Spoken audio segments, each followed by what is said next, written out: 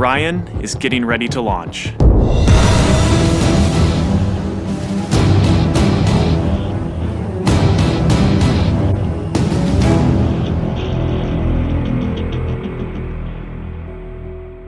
My name is Kelly Smith, and I work on navigation and guidance for Orion. Orion is NASA's next-generation spacecraft. Built with versatility in mind, it can take astronauts deeper into space than we've ever gone before, to an asteroid or even onto Mars.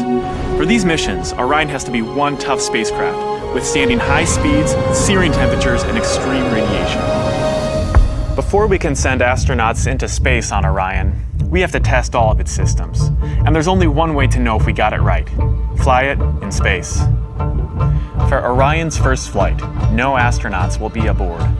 The spacecraft is loaded with sensors to record and measure all aspects of the flight in every detail.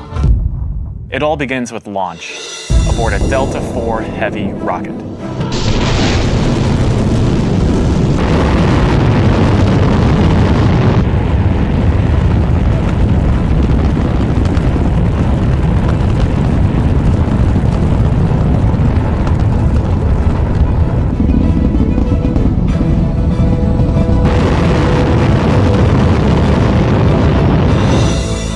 As it punches into Earth orbit, Orion will jettison its launch abort system.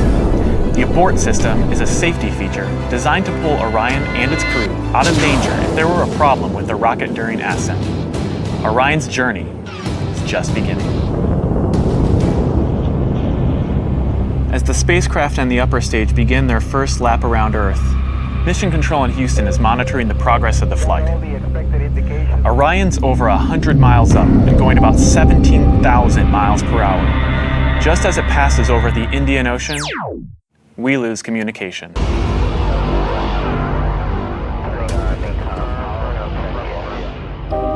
This is expected. The communications link we have through satellites to Orion is momentarily lost, but Orion continues to receive and process data. Its computers can handle 480 million instructions per second. Imagine you are traveling with Orion as the flight test continues. One orbit completed. Time to go. The upper stage of the rocket fires again. Like the setup for a roller coaster ride, this is the big climb we've been waiting for. We are headed 3,600 miles above Earth. 15 times higher from the planet than the International Space Station. As we get further away from Earth, we'll pass through the Van Allen belts, an area of dangerous radiation. Radiation like this could harm the guidance systems, onboard computers, or other electronics on Orion. Naturally, we have to pass through this danger zone twice, once up and once back. But Orion has protection. Shielding will be put to the test as the vehicle cuts through the waves of radiation. Sensors aboard will record radiation levels for scientists to study. We must solve these challenges before we send people through this region of space. For this flight, it's time to head home. The upper stage of the rocket triggers separation. Orion's jets fire to turn it into the proper position to re-enter Earth's atmosphere. No matter what happens now, we're coming in. 75 miles above Earth, the spacecraft enters the atmosphere. Things happen quickly. We're now traveling more than 20,000 miles per hour. Air particles pushed out of the way heat up. An envelope of hot plasma surrounds the vehicle as it plummets towards Earth. The plasma reaches temperatures of 4,000 degrees Fahrenheit, almost twice as hot as molten lava. This may be the most dangerous part of the flight.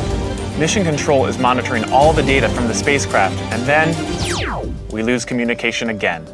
No data can penetrate the plasma. Orion is on its own. Orion is inside a fireball. Onboard systems ignite jets to keep the ship pointed correctly, so the specially constructed heat shield takes the full brunt of the inferno. This is the largest heat shield of its kind ever made. Orion's computers command the spacecraft to bank like an airplane, keeping a precise path to the landing site. Even though we've slowed from 20,000 miles per hour to about 300 miles per hour, we're still traveling amazingly fast. We must slow down to safely land in the ocean. Luckily, we have parachutes. Specially designed for Orion, the parachutes help us hit the brakes, but not too quickly. One day people will be aboard, so deceleration must happen in stages to keep things comfortable for the crew. The forward bay cover jettisons.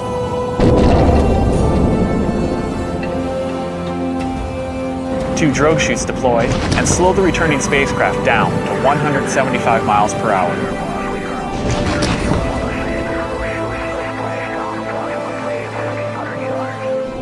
Then, the three main parachutes open.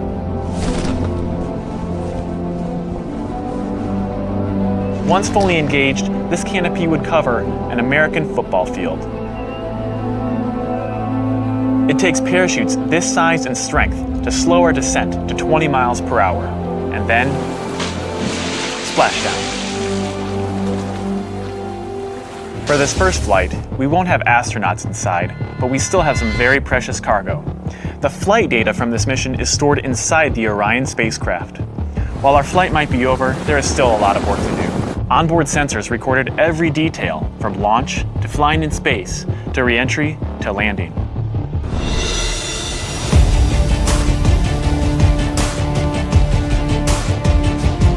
Flight tests are difficult and complex, but they give us confidence that the systems we have designed work under real flight conditions.